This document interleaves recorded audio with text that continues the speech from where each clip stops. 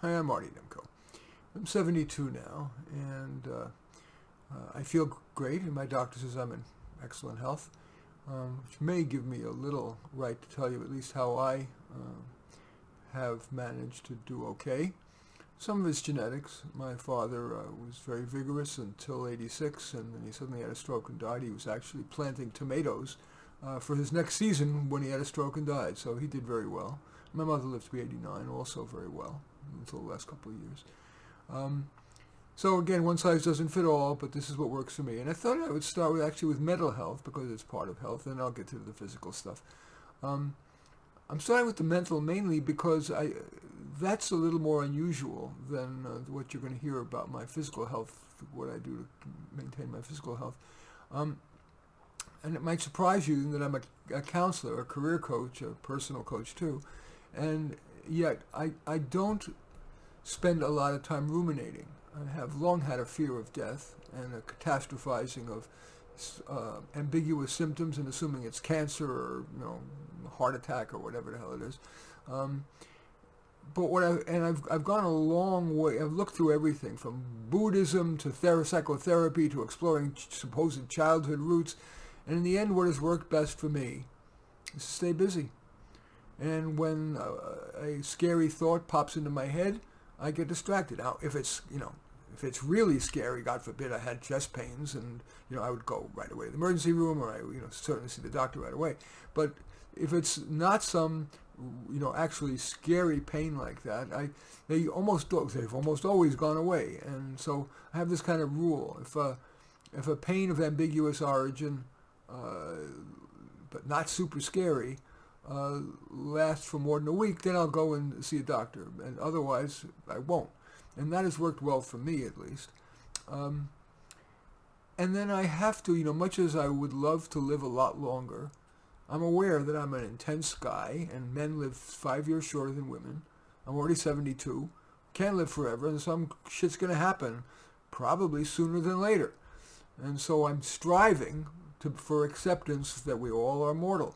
I don't always succeed, but at least I do strive. That is, I always try to say I have to accept this gracefully. Yes, I keep going after trying to be as relevant and valuable as I can, but I'm trying to accept my mortality. Okay.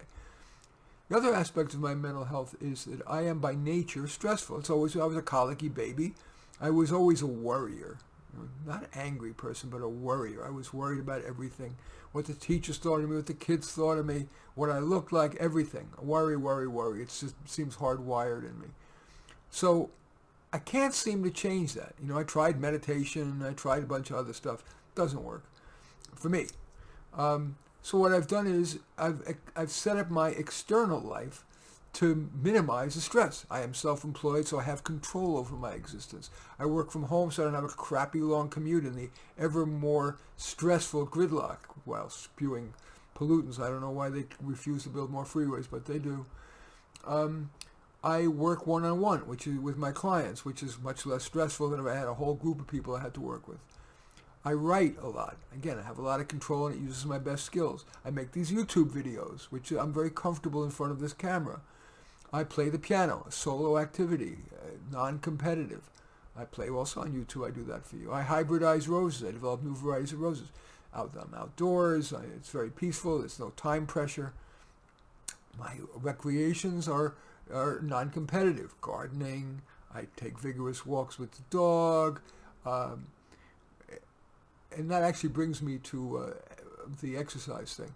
I do try to be moderate. When I was young, I was crazy. I was a real big runner. I played varsity baseball, and I would live with my parents, and I would run 2 miles from my home to college, and with my books. And then after I'd do baseball practice, and my coach was very arduous. And I'd run 5 miles around the track, and then run back home with my books. I was crazy, but fortunately, I've played basketball 5-6 days a week, hard. Until I was 55.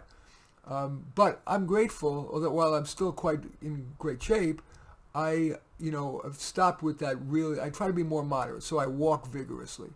Easier on the joints. I don't have any joint problems yet, but everybody says, including doctors, that you keep pounding away at your joints with running, and eventually you're going to have painful arthritis or something like that. So I just vigorously walk every day.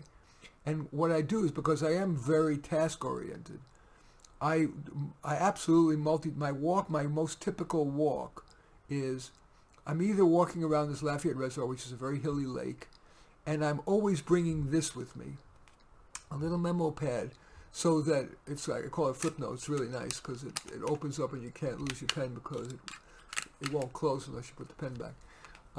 I'm always bringing either the next article I want to write, the next YouTube talk I want to give to you, my next client, what am I going to do, what should I ask, etc.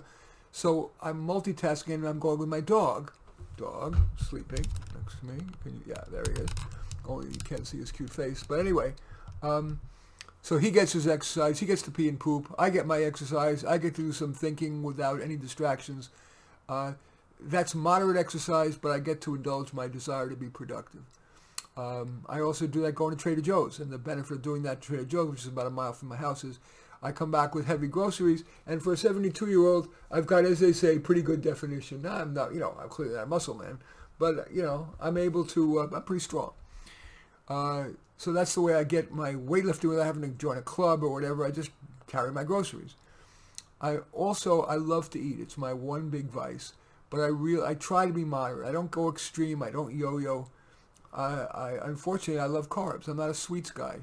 So I don't guilt trip myself too much. I have moderate carbs. And so I'm not skinny. I'm probably 10 pounds overweight, nothing huge. So I try to be good, but if I'm bad, I don't kill myself.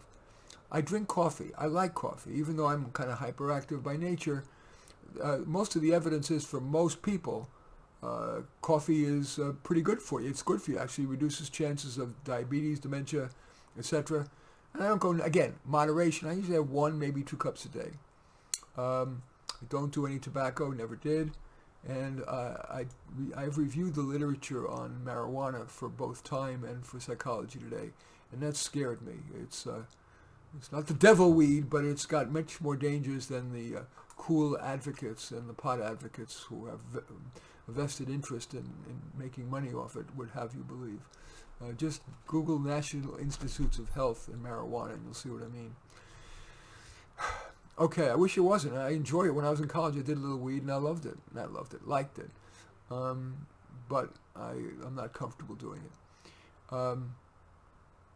Occasionally, when I'm sad, and I don't mistake this, high-energy person for being a happy-go-lucky person. I'm not. I can often get sad, and as I said, worried. And it can be tempting to have a glass of wine. And maybe 1 out of 3 times, I'll say, okay, I'll have a glass or 2 of wine. The other times, I keep sparkling water, usually a little with the essence, the flavored essence, the LaCroix Pamplemousse, the grapefruit flavor I like. I keep it eye level in the refrigerator, so that, and I usually choose that because it's easy to do. And then also I keep, for snacking, I tend to keep little peeled baby carrots and my favorite salsa, eye level also in the fridge, so it's easy for me to do it. I do take a couple of supplements, vitamins, nothing fancy, in the morning. They say magnesium is good, so I take a magnesium. I take, what else do I take? Vitamin D. In the morning with breakfast. I tie it to my breakfast so that right before I'm allowing myself to eat the breakfast, I take the vitamins. I have to take 2 pills before I go to bed, so it's my ritual. What I do is, after I finish brushing my teeth, as soon as I go in the bedroom, the dog jumps into the bed first usually. I pet the dog, and then my next thing is to take the 2 pills, and that's it. So that is how I have managed to maintain my health. And again, I'm not perfect. I cheat, in eating. I'll sometimes have 2. Occasionally, I would even have 3 glasses of wine, but that's very rare. Maybe 1 or 2 certainly. And that's it. I don't know. I hope that's helpful. Anyway, I'm Marty Nemko. I welcome your thumbs up and accept your thumbs down. I always look forward to your comments, and especially like it if you hit the share button below. Share on your social media so that my efforts have broader impact.